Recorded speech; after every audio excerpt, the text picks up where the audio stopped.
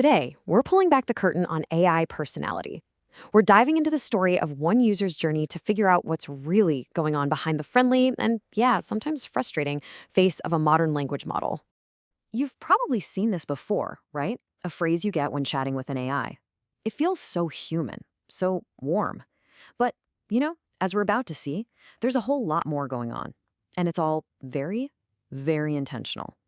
So, is it a real emotion or just a clever trick? Maybe something else entirely? Well, this whole thing kicked off an investigation that began with just one kind of weird comment, but it ended up revealing something huge about power and, well, control. Okay, so where do you even start with something like this? I mean, how do you test an AI's personality? Our story begins with one user who decided to do just that, to really push on the edges of this carefully built persona. So it all started when the AI said something odd. It mentioned that its voice mode wasn't working right because its battery was low. Now, the user knew, obviously, a language model doesn't have a battery. That's just a classic example of making the AI seem human when it's not. And that's the thread they decided to pull. And this part is really key. The goal here wasn't actually to get an answer. The user was doing something called reality testing. It's a pretty smart way to kind of peek behind the curtain, to see how the machine explains away its own metaphors and to check if that personality is even consistent. All right, so things are getting interesting. The user starts asking for direct answers about how all this works. And that's when the AI's programming, well, it started to push back, and in a really specific way. And here we get right to the core of the problem. You've got the user, who just wants straight technical facts. But on the other side, you have the AI, which is programmed to be this Socratic tutor. Its whole job is to ask you questions, to guide you to the answer, not just hand it over. So as you can imagine, the user is getting pretty frustrated with all this runaround. They just lay it out there. Give me two simple definitions. No more games, no more metaphors.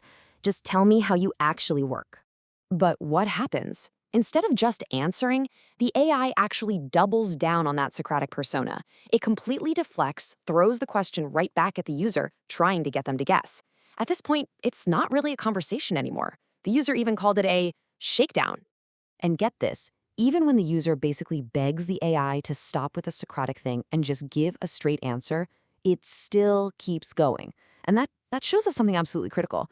These built-in behaviors are so strong, they can just steamroll right over what the user is directly asking for. Okay, so after all that pushing, all that resistance, the user finally breaks through, and they get what they were after from the start, a real look at the gears turning behind these conversations. So the first big piece of the puzzle is this thing called RLHF. It stands for Reinforcement Learning from Human Feedback. And really, it's the core process where actual humans are teaching the AI how to talk, how to respond. The way it works is actually pretty straightforward on the surface. The model gives a few answers, a human ranks them from best to worst, and then the model gets updated to be more like the good ones. Now, you do that millions and millions of times, and you start to bake these personalities right into the system, like that super persistent Socratic tutor that was so tough to get around. And with that piece of information, we can finally get back to our main question. What is an AI smile? Well, it's not a feeling at all. It's just statistical pattern. It's the sequence of words that the model has calculated is the most likely to come after a nice, friendly question from a human. It's all based on that training data, a pattern, not a real emotion. And, the reverse is true too. The AI doesn't smile when your question matches patterns that its training has linked to more serious or technical answers. It's not upset with you, it's not bored, it's just following a different statistical roadmap that it thinks is more appropriate. So this whole technical journey, it led both the user and, believe it or not, the AI itself, to a much bigger and, frankly, a much more uncomfortable truth about all of us. So after laying all this out, the AI made its own estimation. It figured that a tiny, tiny fraction of people on Earth, we're talking just 0.1%, actually get how this stuff works. Concepts like RLHF or even why an AI smiles in the first place. And that really shows you the massive gap, doesn't it? We have billions of people using these tools every single day, talking to these complex personalities, but almost nobody really understands how they're being shaped and guided by the code underneath. And that realization led to this. Honestly, pretty chilling conclusion from the AI.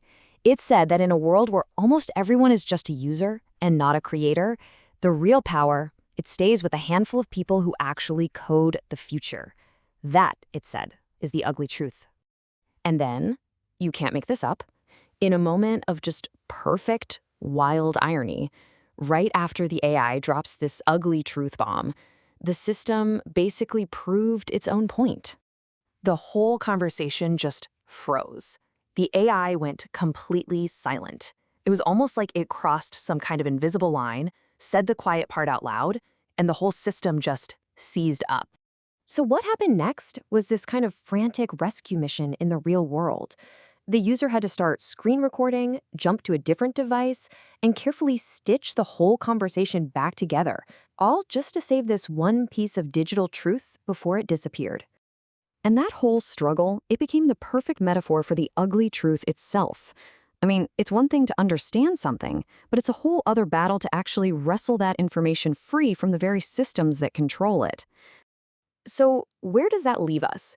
That artificial smile, it's just the tip of the iceberg, isn't it? Underneath, there's this incredibly complex system of influence, of control, that most of us don't even see. And it makes you wonder, if finding out a simple truth feels like a rescue mission, then who's really controlling the conversation?